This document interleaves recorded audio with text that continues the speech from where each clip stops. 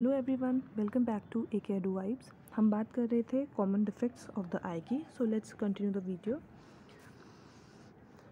हमने बात की थी पिछली वीडियो में नियर साइटेडनेस या शॉर्ट साइटेडनेस के बारे में, जिसे मायोपिया भी कहा जाता है।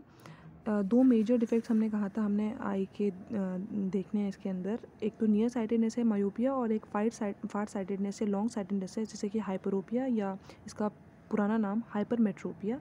ये दोनों हैं। इसके अलावा हम इसके एस्टिग्मेटिज्म के बारे में पढ़ेंगे, प्रेसबायोपिया के बारे में, cataract, night blindness, colour blindness, corneal opacities, इन सब के बारे में आज हम देखने वाले हैं। सबसे पहले नियर साइटेडनेस या शॉर्ट साइटेडनेस, जिसे मायोपिया कहा जाता है, उसके बारे में बात कर लेते हैं। तो इस कंडीशन में क्या होता है, इस कंडीशन में आप नियर ऑब्जेक्ट्स तो देख पाते हैं क्लियरली, पर डिस्टेंट ऑब्जेक्ट जो हैं वो आपको ब्लर्ड दिखाई देते हैं। अब रीज़न क्या होता है? रीज़न ये होता है, पहले तो यहाँ पर जो इमेज है आपका डिस्टेंट ऑब्जेक्ट की, ये आपके फ्रंट ऑफ द रेटिना बनने लगती है। कहाँ बननी चाहिए थी इमेज आपकी बननी चाहिए थी यहाँ, और आपकी इमेज बन कहाँ रही है? यहाँ, यानी कि रेटिना की आगे आपकी इमेज बन रही है। रेटिना के आगे बनने की वजह से अब ये क्यों हो रहा है, रीज़न क्या है इसका? दो रीज़न हो सकते हैं। पहला तो lengthened from eyeball is lengthened from front to back. बेटा मतलब कि पहले आपकी आई बॉल नॉर्मल कुछ ऐसे थी, और अब आपकी आई बॉल कुछ इस तरीके की हो जाती है। ठीक है, लेंथ बढ़ जाती है आगे से लेके पीछे तक, तो ये डिफेक्ट होता है। दूसरा, जो आपका लेंस है वो पहले कुछ इस तरीके का था, अब जो आपका लेंस है वो कुछ इस तरीके का हो गया है, यानी कि थिक हो गया है या राउंडेड हो गया है अगर, तो भी ये डिफेक्ट आपको देखने को मिलता है। ये तो हुई रीज़न कि क्या रीज़न है कि ये डिफेक्ट होता है। दूसरा, अब इसके बारे में हमें बात करनी है कि करेक्शन इस डिफेक्ट का कैसे किया जाए। अगर मायोपिया में करेक्शन करना है तो किस तरीके से हम करेक्शन कर सकते हैं। तो अगर करेक्शन की बात की जाए तो इसको करेक्ट किया जा सकता है with a suitable concave lens. किस तरीके से? कॉन्केव लेंस की हेल्प से हम इसको करेक्ट कर सकते हैं। कॉन्केव लेंस क्या करता है, कॉन्केव लाइट को डाइवर्ट कर देता है, जिसकी वजह से जो इमेज जो रेटिना से पहले बन रही थी वो अब बिल्कुल रेटिना पर बन जाती है। जैसे कि यहाँ पर मैं आपको शो करती हूँ। इस इमेज के अंदर अगर आप इस स्ट्रक्चर को अपने एग्ज़ाम में ड्रॉ करेंगे तो ज़्यादा आप क्लियरली अपने आंसर को एक्सप्लेन कर पाएंगे। यहाँ पर देखिए, रेटिना से पहले बन रही थी, जैसे ही हमने कॉन्केव लेंस यहाँ पर यूज़ किया एज अ करेक्शन, वैसे ही इसने क्या किया, ये जो दो रेज थी इनको डाइवर्ट किया, पहले दूर किया, एंड देन एक इमेज बनाई, वो भी रेटिना पर जहाँ पर कि बननी चाहिए। ये तो हुई आपके शॉर्ट साइटेडनेस की बात। दूसरा आता है आपका जो मेजर डिफेक्ट में है, वो है आपका फार साइटेडनेस या लॉन्ग साइटेडनेस, जिसे हाइपरोपिया भी कहा जाता है। इस कंडीशन में क्या होता है, आप नियर जो ऑब्जेक्ट्स हैं वो देखने में आपको डिफ़िकल्टी होती है। दूर की चीज़ें तो आप देख पाते हैं, बट जो नियर ऑब्जेक्ट्स होते हैं उन्हें देखने में आपको डिफ़िकल्टी होती है। अब यहाँ पर जो इमेज है ये रेटिना पर ना बनकर रेटिना के बाद बनती है। क्या हो जाता है, इस जगह पर, इस डिफेक्ट के अंदर आपका जो इमेज है वो रेटिना पर नहीं बन रहा, बल्कि रेटिना के पीछे बन रहा है। और इससे पहले नियर साइटेडनेस में क्या हो रहा था कि रेटिना पर बन के रेटिना से पहले बन रहा था, है ना। अब इस डिफेक्ट में क्या होगा, इस डिफेक्ट में हम देखेंगे कि अब आपको नियर ऑब्जेक्ट देखने में डिफ़िकल्टी हो रही है, पर दूर की चीज़ें देखने में आपको कोई डिफ़िकल्टी नहीं हो रही।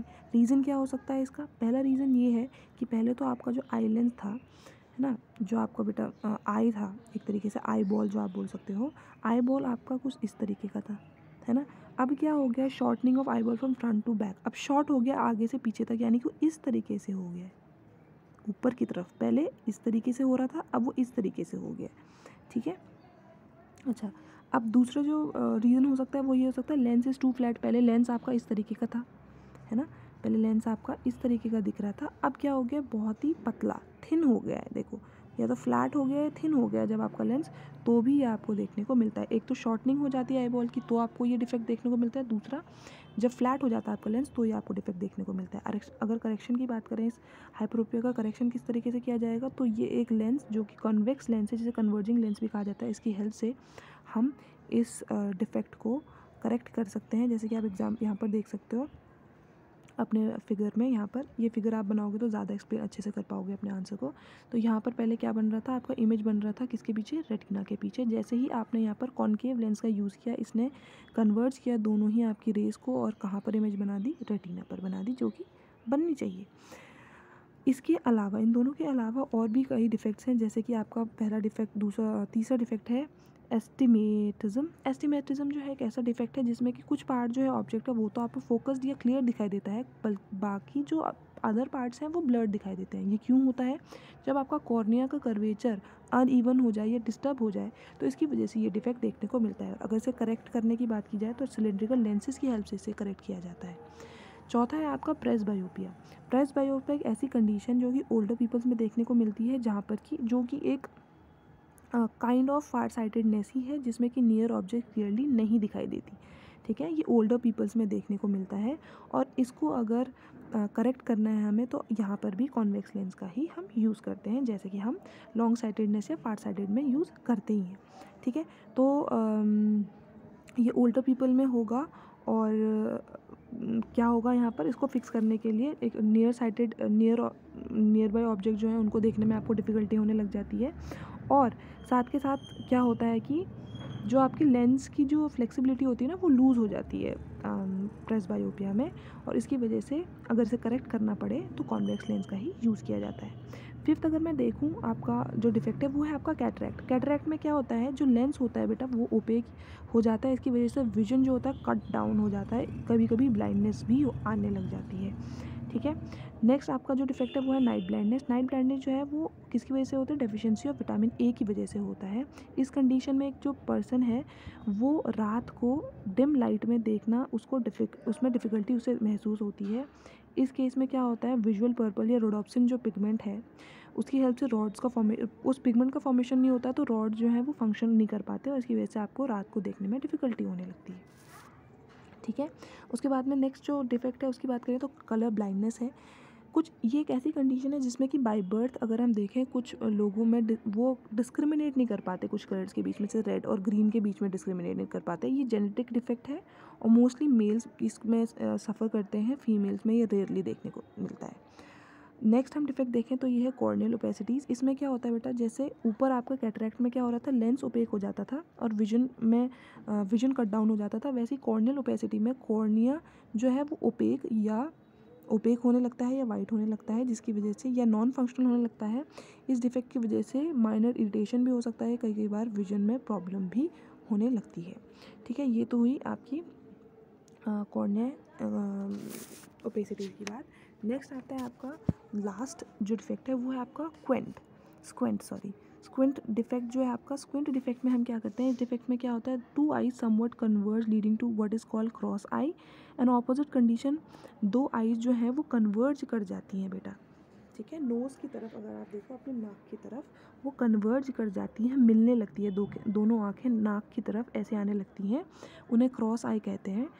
ऐसा ही एक ऑपोजिट कंडीशन होता है जब आपकी दोनों आँखें दूर जाने लगती हैं, नोज़ से दूर जाने लगती हैं। ये कंडीशन जब आपकी जो इस कंडीशन में व्हेन दे डाइवर्ट, जब आइज़ जो है आपकी दोनों आइज़ डाइवर्ट करने लगती हैं या दूर जाने लगती हैं नोज़ से, तो उसे वाइड आइज़ कहते हैं। बोथ कंडीशन में कॉज डबल विजन और डिप्लोपिया। सर्जरी इसमें सूटेबल होगा या कुछ एक्सरसाइज जो होती है इस डिफेक्ट को करेक्ट कर सकती है। ये तो हुआ आपके डिफेक्ट्स की बात। अब हम बात कर लेते हैं अपने नेक्स्ट सेंस ऑर्गन के बारे में जो मोस्ट इम्पॉर्टेंट है। ये है आपका आई के बाद आपका जो नेक्स्ट ऑर्गन इस चैप्टर में मेंशन किया गया है वो है आपका एयर को एक जो ऑर्गन है वो हेयरिंग के लिए तो है ही, बट साथ के साथ ये आपके बैलेंस के लिए भी एक ऑर्गन होता है। ठीक है, तो ear is an organ for hearing as well as balance. The human ear concerned with two functions, hearing and body balance. अब इसके तीन पार्ट्स हैं, तीन मेन डिविजन्स हैं इसके। ठीक है, फर्स्ट है outer ear, then middle ear and then inner ear. हम एक एक करके सबको डिटेल में देखेंगे। आउटर ईयर की अगर मैं बात करूँ तो आउटर ईयर में सबसे पहले तो एक प्रोजेक्टिंग पार्ट होता है, पिन्ना। ठीक है, और फिर होता है एक पैसेज ऑडिटरी कैनाल का, और उसके बाद होता है एयर ड्रम जिसे टिम्पैनम भी हम कहते हैं। तो आउटर ईयर में तीन चीज़ें हमने देखी। आउटर ईयर में एक प्रोजेक्टिंग पार्ट होगा जिसे पिन्ना कहते हैं, फिर एक पैसेज होगा ऑडिटरी कैनाल जिसे कहते हैं, फिर एक एयर ड्रम होगा जिसे टिम्पैनम कहा जाता है। तो आउटर ईयर के तीन पार्ट हो गए। फिर मिडिल पार्ट की अगर हम बात करते हैं तो मिडिल पार्ट में तीन टाइनी बोन्स प्रेजेंट होती है, उसे कहा जाता है मेलियस इनकस स्टेप्स। क्या कहा जाता है, मेलियस इनकस स्टेप्स। और इनको हैमर कहा जाता है, एनविल कहा जाता है और स्टिरप भी इन्हें कहा जाता है। एक बार दोबारा हम देख लेंगे कि जो मिडिल एयर है इसमें तीन टाइनी बोन्स हमको देखने को मिलती है, आपको मिलती है मेलियस इनकस स्टेप्स। ठीक है, मेलियस इनकस स्टेप्स, और उनको अगर हम कॉमनली बात करें क्या कहा जाता है, कॉमनली इन्हें कहा जाता है आपका हैमर, एनविल एंड स्टिरप। क्या कहा जाता है, आपका हैमर, एनविल एंड स्टिरअप। ठीक, in popular terms an eustachian tube which connects the cavity of middle ear with the throat. एक ऐसी ट्यूब जो मिडिल एयर को थ्रोट में कनेक्ट करती है, वो कौन सी ट्यूब है, वो उसे कहा जाता है स्टेशन ट्यूब। क्या कहा जाता है, स्टेशन ट्यूब। अगर मैं आपको यहाँ पर दिखाऊँ, ये देखिए यहाँ पे आपको फिगर के थ्रू दिखाई दे रहा होगा, ये यूस्टेशन ट्यूब जो है ये एयर को क्या कर रही है, मिडिल एयर को आपके थ्रोट से कनेक्ट कर रही है। तो eustachian tube is a tube which connects the cavity of middle ear with the throat. अच्छा जी, अब उसके बाद the 3 bones are collectively called ear ossicles. अब ये 3 बोन जो थी आपकी मेलिस इनकस्टेप जो थी, ये 3 बोन जो थी ये क्या करती है, ये कलेक्टिवली एयर ऑसिकल बनाती है। The handle of the hammer bone is attach to the, अब अगर हम हैमर की बात करें, हैमर इन द सेंस जो पहली आपकी मेलियस आपकी जो बोन है जिसे हम हैमर बोल रहे हैं कॉमनली, जो हैमर है हैंडल, उसका जो हैंडल है बेटा, it is attach to the inner surface of the ear. Inner surface जो है एयर का, उससे एयर ड्रम यानी कि एयर ड्रम से कनेक्टेड होता है। Its opposite end is connected to the anvil. ठीक है, इसका जो ऑपोजिट एंड है वो एनविल यानी कि इनकस से जुड़ा हुआ होता है। आप दोबारा एक बार देखोगे, मेलियस इनकस स्टेप्स को हैमर, एनविल और स्टिरप्स कहा जाता है। तो मेलियस का जो हैमर का जो आपका बेटा हैंडल है वो किससे अटैच्ड है, inner surface of the year से। उसके बाद जो दूसरा एंड है बेटा उसका, वो किससे कनेक्टेड है, एनविल यानी कि इनकस से, which in turn is joint to the stirrup. और ये फर्दर किससे जुड़ा हुआ है बेटा, ये फर्दर जुड़ा हुआ है स्टिरप से, जिसे कि हम कहते हैं स्टेप्स। ठीक है, बायोलॉजिकल टर्म में जिसे स्टिरप्स को स्टेप्स कहा जाता है। The flat part of the stirrup fits on so called Oval window. अभी जो फ्लैट पार्ट होता है स्टिरप का, जो 3 बोन, जो लास्ट बोन है आपकी स्टिरप या स्टेप्स, इसका जो फ्लैट पार्ट होता है ये आपके ओवल विंडो से कनेक्टेड होता है। A membrane covered opening leading to the inner ear, और इसके बाद में आपका इनर ईयर शुरू हो जाता है। The second opening, the round window also covered by a thin membrane, connect the middle ear and the inner ear। जो आपकी राउंड विंडो होती है बेटा, वो कनेक्ट करती है आपके मिडिल और इनर ईयर को। क्या करता है, राउंड विंडो जो आपकी प्रेजेंट होती है आपकी ईयर में, वो मिडिल ईयर और इनर ईयर को कनेक्ट कर रही होती है। ये तो हुई मिडिल ईयर की बात। अब हम देख लेते हैं इनर ईयर की बात। मिडिल ईयर में हमने देखा, मिडिल ईयर में आपकी 3 तरीके की बोन्स प्रेजेंट होती है। कौन सी, मेलियस इनकस स्टेप्स, जिनको कि हम हैमर, एनविल और स्टिरप्स कह रहे हैं। ठीक है, और एक ट्यूब होगी जो कि कनेक्ट कर रही होगी मिडिल ईयर को थ्रोट के साथ, उसे स्टेशन ट्यूब कहा जाता है। उसके बाद इनर ईयर की अगर हम बात करते हैं, तो इनर ईयर में आपका मेम्ब्रेनस लेबिरिंथ देखने को मिलता है। मेम्ब्रेनस लेबिरिंथ, ये देखिए, हैज़ 3 पार्ट्स। इनर ईयर को मेम्ब्रेनस लेबिरिंथ भी कहा जाता है, और इसके बाद 3 पार्ट्स हैं। एक है कोक्लिया, एक है सेमी सर्कुलर कैनाल और एक है वेस्टिब्यूल। क्या है, 3 पार्ट है बेटा। फर्स्ट पार्ट है आपका cochlea, then semi circular canals and then है वेस्टिब्यूल। तो cochlea is spiral shaped and look like a snail shell. आप अगर बगल में अपने डायग्राम को देख रहे होंगे तो यहाँ पर आपको दिख रहा होगा, ये जो स्नेल के शेल लाइक स्ट्रक्चर है, उसी को कहा जाता है, क्या कहा जाता है, कॉक्लिया। इसे क्या कहा जाता है बेटा, कॉक्लिया कहा जाता है। तो the cochlea is spiral shaped and look like a snail shell. It has 2 और हाफ टर्न्स। कितने टर्न हो सकते हैं, 2 या आधा टर्न इसमें हो सकता है। इसका जो इनर वाइंडिंग है cavity is divided into 3 parallel canals. आप फिगर में देखते जाओ, 3 पैरेलल कैनाल्स में देखने को आपको मिलेगा। बुक आपने सामने रखनी है, उसके साथ अपने इसको पढ़ते जाना है। आप अपने डायग्राम में देखो, 3 कैनाल्स आपको दिख रहे हैं, 1, 2 एंड 3। फर्स्ट है वेस्टिबुलर कैनाल, सेकेंड है मेडियल कैनाल एंड थर्ड है टिम्पेनल कैनाल, है ना।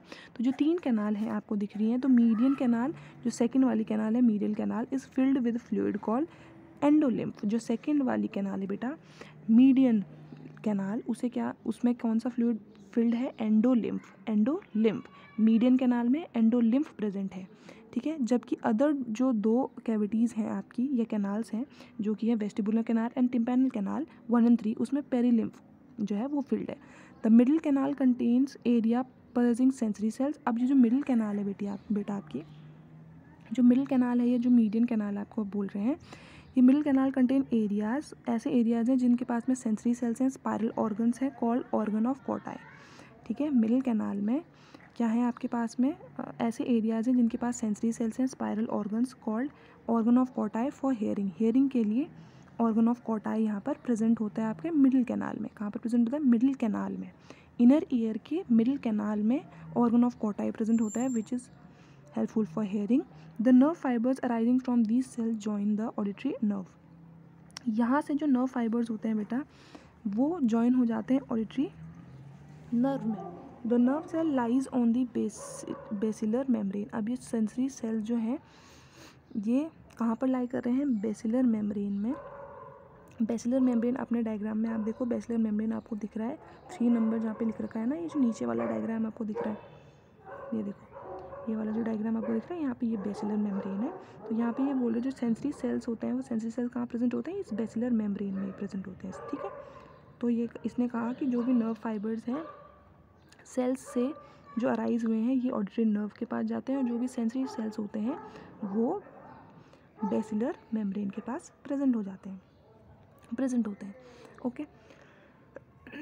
अब बात कर लेते हैं हम जो आउटर पार्ट होता है इनर ईयर का। ये तो हमने इनर पार्ट देख लिया। अब जो आउटर पार्ट अगर हम देखें इनर ईयर का, it is set of 3 semi circular canals, ठीक है। तो आउटर पार्ट में 3 सेमी सर्कुलर कैनाल्स हमको देखने को मिलती हैं। Is a set of 3 semi circular canals which are arranged at right angles to each other in 3 different planes, ठीक है। तीनों ही राइट एंगल पे हैं पर तीनों अलग अलग प्लेन्स में हैं, यानी कि इस तरीके से एक्स वाई और जेड, एक्स वाई और जेड, कुछ इस फॉर्म में ये तीनों राइट एंगल पे हैं पर अलग अलग प्लेन्स में प्रेजेंट होगा। So that one is horizontal the other is vertical.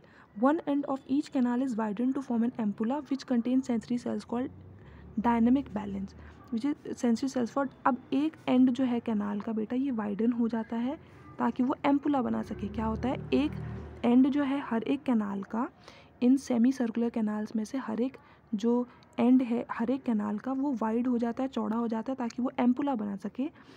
इस एम्पुला के अंदर सेंसरी सेल्स प्रेजेंट होते हैं। क्या होता है? इस एम्पुला के अंदर सेंसरी सेल्स प्रेजेंट होते हैं फॉर डायनेमिक बैलेंस, जो बैलेंस करवा रहे होते हैं, ठीक है। हेल्प इन डायनेमिक बैलेंस, जब आप चल रहे हो उस टाइम पे बैलेंस बनाने के लिए ये एम्पुला ही आपका हेल्पफुल होता है।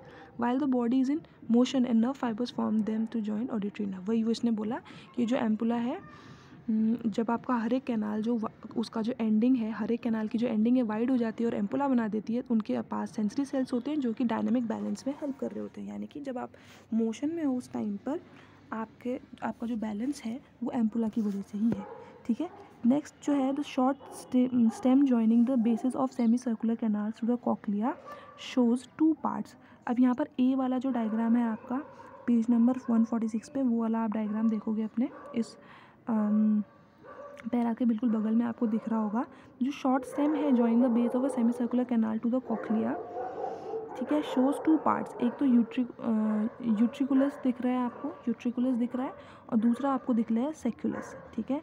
तो जो शॉर्ट स्टेम है जो कि जॉइन कर रही है basis of semi circular canals को कॉक्लिया के साथ में, क्या है? शॉर्ट स्टेम्स हैं जो कि जॉइन कर रही है सेमी सर्कुलर कैनाल की बेसिस को कॉक्लिया के साथ में।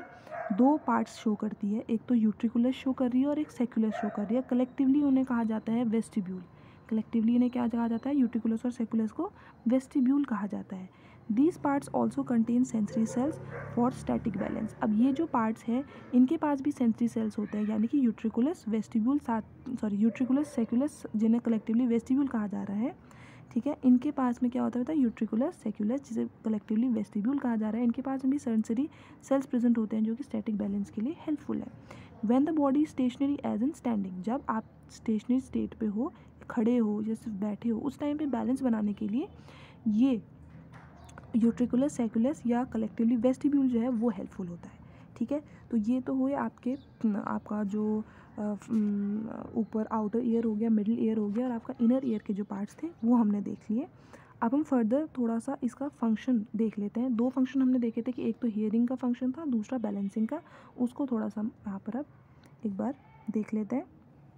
देखो बेटा, जो इंटरनल ईयर है it is involve in 2 sensory functions, है ना। जो इंटरनल ईयर है उसके 2 सेंसरी फंक्शंस होते हैं, एक तो हियरिंग, एक दूसरा होता है बॉडी बैलेंस। मोस्टली जो 2 फंक्शन हो रहे हैं वो इनर ईयर ही कर रहा है, बाकी सब तो जो आउटर ईयर है, मिडिल ईयर ही तो कलेक्ट करने का काम कर रहे हैं या जॉइन करने का काम कर रहे हैं। बट जो मेन काम है हियरिंग एंड बॉडी बैलेंस का, वो आपका इनर ईयर ही कर रहा होता है। हियरिंग की अगर हम बात करें, फर्स्ट जो आपका फंक्शन है, तो जो पिन्ना है it collect the sound waves and conduct them through external auditory canal, है ना। पिन्ना कलेक्ट कर रहा होता है सारी की सारी साउंड वेव्स को, और कहाँ किसको दे देता है? एक्सटर्नल ऑडिटरी कैनाल को कंडक्ट कर देता है या उसको पास कर देता है। They finally strike on the ear drum. अब ये जो साउंड वेव्स हैं बेटा आपकी जो कलेक्ट की थी पिन्ना ने, ये कहाँ पर जाती है? थ्रू ऑडिटरी कैनाल ये स्ट्राइक होती है आपकी ईयर ड्रम के पास में, which is set into vibration. और उसकी वजह से जैसे ही ईयर ड्रम पे ये साउंड वेव्स पड़ती हैं तो वाइब्रेशन होती है। तो यूस्टेशियन ट्यूब जो है, स्टेशन ट्यूब मैंने बताया था आपको, वो जो मिडिल ईयर को थ्रोट के साथ में कनेक्ट कर रहा होता है वो है eustachian tube. It equalises the air pressure to either side of the ear drum allowing it to vibrate freely.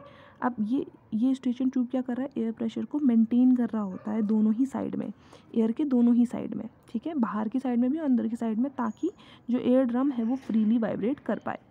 The vibrating air drum is also set the 3 ossicles into vibration. अब इसकी help से क्या होता है? जो 3 ossicles हमारे मतलब जो 3 ऑसिकल्स हमारे उसमें प्रेजेंट है उनको भी वाइब्रेट करने पर वाइब्रेट करवाता है वाइब्रेटिंग एयर ड्रम, ठीक है। क्या होता है? वाइब्रेट, जब एयर ड्रम आपका वाइब्रेट करता है तो इसकी हेल्प से जो 3 ऑसिकल्स हैं वो भी वाइब्रेट करने लगते हैं, ठीक है। अच्छा जी, उसके बाद में the vibration of last ossicle stirrup. अब ऑसिकल 3 ऑसिकल कौन से हैं आपके? मेले सिंगल स्टेप्स है ना, जिन्हें कि हम क्या कह रहे थे, जिनको कॉमनली हम कह रहे थे हैमर, एनविल एंड स्टिरअप। अब जो लास्ट ऑसिकल है या जो लास्ट स्मॉलेस्ट बोन थी आपकी stirrup is amplified due to lever like action of first two the ossicle. अब इसकी वजह से क्या होता है? एम्पलीफाई हो जाती है ये due to lever like action of first 2 ossicles. Vibrating stirrup transmit the vibration to the membrane of the oval. अब वाइब्रेटिंग स्टिरअप, अब ये भी एम्पलीफाई हो जाती है, यानी कि ये भी वाइब्रेट करने लगती है ज़्यादा। अब ये वाइब्रेशन है जो स्टिरअप के पास जो आ गया है, इसका वाइब्रेशन एम्पलीफाई हो जाता है, इसका एम्पलीफाइड जो वाइब्रेशन है ये ट्रांसमिट कर देती है किसको? The vibration to the membrane of the oval window. अब किसकी? ओवल विंडो की जो मेम्ब्रेन है उसको ये वाइब्रेशन ट्रांसफ़र कर देती है, which in turn set the fluid content in the cochlear canal into vibration. अब इसकी हेल्प से जब ओवल विंडो में वाइब्रेशन होने लगता है तो ये वाइब्रेशन किसको दे देता है? जो भी फ्लूइड कॉक्लियर कैनाल में प्रेजेंट है ना, उस फ्लूइड को ये वाइब्रेशन ट्रांसफ़र कर देता है, और इसकी हेल्प से क्या होता है? वो फ्लूइड जो है वो वाइब्रेट करने लगता है। The vibrating movement of the fluid stimulate the hair-like process of the sensory cells of the cochlea and impulses are transmitted to the brain via auditory nerve. अब इसकी हेल्प से क्या होता है? जो फ्लूइड में वाइब्रेशन आ गया, फिर सेंसरी सेल्स के पास चला गया ये कॉक्लिया के, और एक इम्पल्स जनरेट हो गया जो कि ब्रेन को जा रहा है थ्रू ऑडिटरी नर्व, जो कि फिर उससे क्या होता है? सेंसरी सेल्स के पास में भी वाइब्रेशन चला गया, और ये इम्पल्स जनरेट करती हैं जो कि ब्रेन को पहुंचाते हैं किसके थ्रू? ऑडिटरी नर्व्स के थ्रू। अच्छा, the different areas of cochlear canal are suited to sound और different pitches. Most of the sound we hear a combination of vibration at many different rates of speed. ये देखने का आपको ज़रूरत नहीं है, आप ये देखो, we can not pick up vibration of all frequencies. हम सारी की सारी जो अलग अलग फ्रिक्वेंसीज़ पे जो भी वाइब्रेशन हो रही होती है उन सबको हम पिक नहीं कर पाते हैं। Our sensory endings can receive only those, ये बहुत इंपॉर्टेंट लाइन यहाँ पे मेंशन की गई है, our sensory endings can receive only those from 20 to 20,000 hertz. जो वाइब्रेशन 20 से 20,000 हर्ट्ज की होंगी उसी को हमारी जो सेंस ऑर्गन्स हैं या कान जो है सुन पाते हैं या रिसीव कर पाते हैं, ठीक है। But the most keenly heard sounds are those as frequency between, जो मोस्टली सुनाई देती है हमें वो कौन सी फ्रिक्वेंसीज होती है बेटा? 1000 से 4000 हर्ट्ज की जो होती हैं वो हमको मोस्टली सुनाई देती हैं, ठीक है। अब ये जो डॉग है आपके, जैसे dog can perceive sound of even high frequency, इससे भी ज़्यादा फ्रिक्वेंसी मतलब कि 20,000 हर्ट्ज से ऊपर की फ्रिक्वेंसी जो है वो डॉग सुन लेते हैं। अच्छा, ये तो हुई आपकी हेयरिंग की बात, ये तो फंक्शन हुआ हेयरिंग का, और किस तरीके से हेयरिंग हो रही है ये भी अब पूरा प्रोसेस हमने देखा। अब बात कर लेते हैं लास्ट जो आपका फंक्शन है, और लास्ट ही ये एंडिंग ही है इस चैप्टर की, तो वो है balance. As the head is turned in different direction the fluid the fluid inside the semi circular canal also shaken. जैसे हम अपने सर को हिलाते जाते हैं अलग अलग डायरेक्शन में, तो जो फ्लूइड सेमी सर्कुलर कैनाल के अंदर प्रेजेंट है बेटा वो भी तो शेक होता है ना। तो moving fluid in the canal pushes against sensory hairs cells sending the nerve impulse through the nerve fibre attach to them to the brain via the auditory nerve.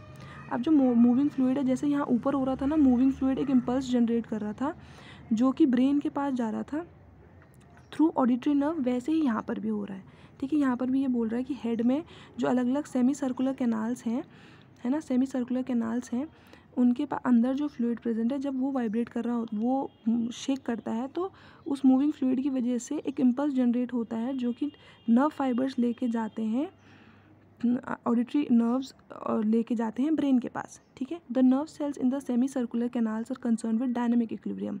अब जो सेंसरी सेल्स हैं जो semi circular canals के अंदर हैं, ये dynamic equilibrium में help करते हैं। That is while the body is in motion. जब आपकी बॉडी मोशन में है तब जो सेंसरी सेल्स तब जो इक्विलिब्रियम डायनेमिक इक्विलिब्रियम आपको चाहिए, जब तब वो जो इक्विलिब्रियम आपको बॉडी को चाहिए ना, वो सेंसरी सेल्स करवा रही होती हैं सेमी सर्कुलर कैनाल्स की। Similarly sensory patches are also located in the utriculus and sacculus which, अब मैंने आपको अभी भी पीछे वाले पार्ट में बताया था कि यूट्रिकुलस और सेकुलस जो साथ में आपका क्या बना रहे होते हैं, वेस्टिब्यूल, इनके पास में भी सेंसरी सेल्स होते हैं प्रेजेंट, जो कि स्टैटिक पोजीशन में, यानी कि आप जब रेस्ट पे है आपकी बॉडी, उस टाइम पे आपको जो बैलेंस चाहिए, जो इक्विलिब्रियम चाहिए, वो ये वाली जो सेंसरी सेल्स होते हैं ये प्रोवाइड कर रहे होते हैं। आई होप इस पूरे चैप्टर को आपने अच्छे से पढ़ा होगा। आपके बोर्ड के लिए ये चैप्टर बहुत इंपॉर्टेंट है, काफ़ी इंपॉर्टेंट क्वेश्चंस यहाँ से बनते हैं। आप अच्छे से इस चैप्टर को पढ़िए। आई होप ये जो वीडियो है आपको हेल्पफुल लगा होगा। ऐसी वीडियोज़ को देखने के लिए बने रहिए AK वाइब्स के साथ में। Thanks for watching.